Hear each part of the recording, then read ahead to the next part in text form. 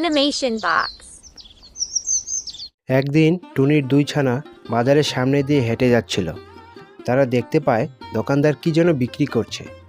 তাদের কৌতূহল বেড়ে যায়। তারা দোকানদারের কাছে যায় আর তাকে জিজ্ঞেস করে, আঙ্কেল আঙ্কেল আপনি এগুলো কি বিক্রি করছেন? এগুলোর নাম তরমুজ, খেতে ভারী মিষ্টি। তোমাদের কাছে টাকা আছে? না আঙ্কেল, আমাদের কাছে তো কোনো টাকা নেই। তাহলে তোমরা এখান থেকে চলে যাও, আমাকে বিরক্ত করো না, আমার অন্য কাস্টমারদের রাস্তা দাও। টুনির ছানারা মন খারাপ করে ঘরে ফিরে গেল। গিয়ে তাদের মা টুনিকে সব খুলে বলল। মা মা আমরা তরমুজ খেতে চাই, শুনেছি তরমুজ খেতে ভারী মিষ্টি আর খুব সুস্বাদু। আমাদের এক্ষুনি এনে দেও, আমরা এক্ষুনি খেতে চাই। বাচ্চারা, তরমুজ তো অনেক দামি আর আমার কাছে এখন টাকাও নেই। মাস শেষ হলে আমি তোমাদের যেখান থেকেই হোক টাকা জোগাড় করে তরমুজ এনে দেব, তখন তোমরা মন ভরে খেও। না মা না, আমরা আজই খেতে চাই। বাচ্চাদের আবদার রাখতে টুনি ছুটল বাজারে। যদিও তার কাছে কোনো টাকা পয়সা নেই, যদি ধারে দেয় সেই আশায়। ও দোকানদার ভাই, আমাকে একটা তরমুজ দেবে? বাচ্চারা খুব বায়না ধরেছে তরমুজ খাবে বলে। আমার কাছে এখন তো কোনো টাকা পয়সা নেই, মাস শেষ হলে তখন দিয়ে যাব। তাহলে যখন টাকা হবে তখনই এসো, এখন এখান থেকে যাও তো। টাকা নেই এসেছে তরমুজ নিতে, যত সব। টুনি মন খারাপ করে পাশের দোকানে গেল। যদি ওই দোকানদার তাকে তরমুজ দেয়। ও দোকানদার ভাই, আমাকে একটা ধারে তরমুজ দেবে?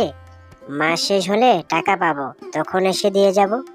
এখন তো টাকা নেই, দয়া করে একটা তরমুজ দাও না, বাচ্চারা খুব খেতে চাইছে।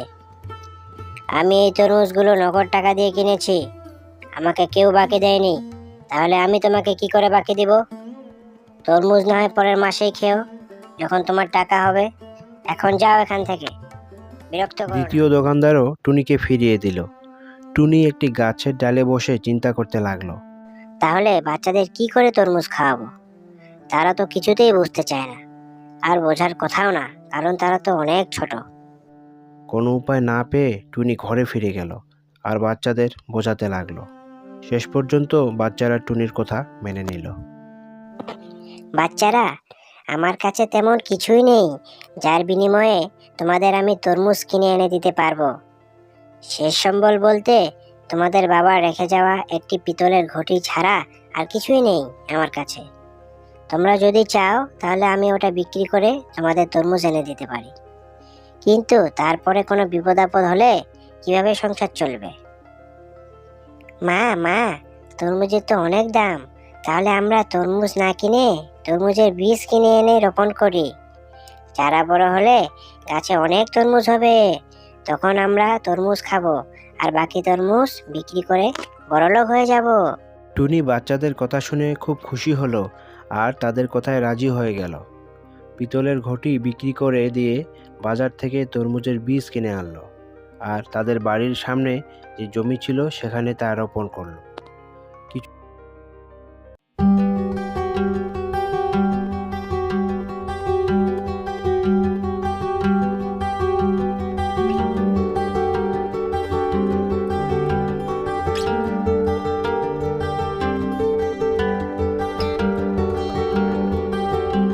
কিছুদিন পর বীজ থেকে চারা বের হলো।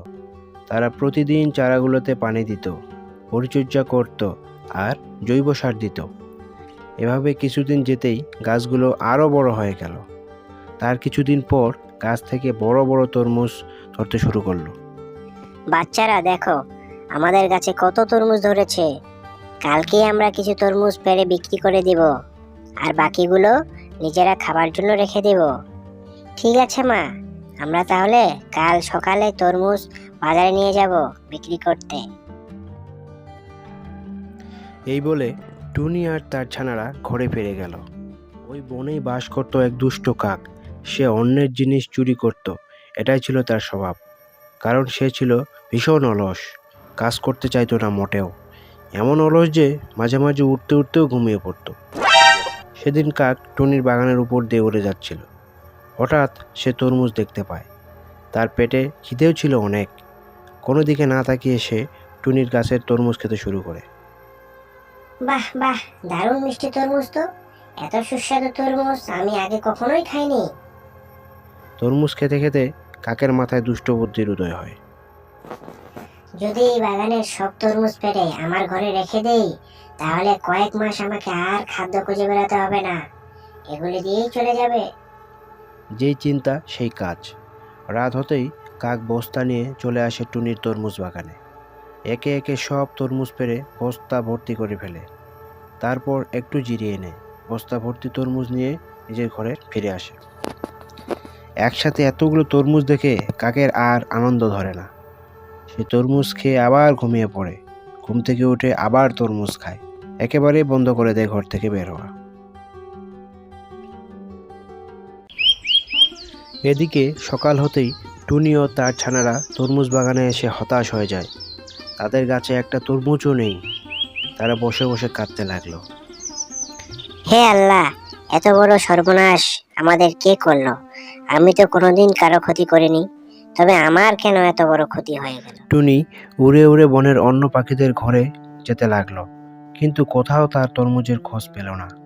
বাকি থাকলো শুধু কাক। কিন্তু কাক দরজা খুলল না। সে বলল, আমাকে বিরক্ত করো না, আমি ঘুমাচ্ছি, দরকার থাকলে পরে এসো। সারা রাত তরমুজ চুরি করে কাক ক্লান্ত হয়ে পড়েছে, তাই সে দরজা খুলল না। টুনি ঘরে ফিরে গেল আর বাচ্চাদের সাথে পরামর্শ করতে লাগলো, কি করা যায়। এই তরমুজ চোরকে তো ধরতেই হবে, যে করেই হোক। তারা পরদিন থেকে আবার তরমুজ গাছের পরিচর্যা করতে শুরু করলো, যাতে আবার গাছে দ্রুত ফল আসে। কিছুদিন যেতেই গাছে তরমুজ ধরতে শুরু করলো। মা, দেখো আমাদের গাছে আবার তরমুজ ধরতে শুরু করেছে। এবার আমরা রাত জেগে তরমুজ পাহারা দেব, যাতে কেউ চুরি করতে না পারে। বাচ্চারা, তোমরা ঠিকই বলেছ। এবার আমাদের খুব সচেতন থাকতে হবে, যাতে চোর কোনো মতেই চুরি করতে না পারে। টুনির ছানারা পাশের গাছের উঁচু ডালে চুপটি করে বসে তরমুজ পাহারা দিচ্ছিল। হঠাৎ তাদের নাকে দুর্গন্ধ ভেসে আসে। তারা আশেপাশে খোঁজে দেখে, কিন্তু কিছুতেই কিছু খুঁজে পায় না। খুঁজতে খুঁজতে তারা কাকের বাসার কাছে চলে যায়। এবার তারা নিশ্চিত হয় যে কাকের বাসার ভেতর থেকেই পচা গন্ধ আসছে। তাদের সন্দেহ হয় কাক হয়তো মারা গেছে, অনেকদিন ঘর থেকে বের হয় না, না খেয়ে আর কতদিন বেঁচে থাকবে।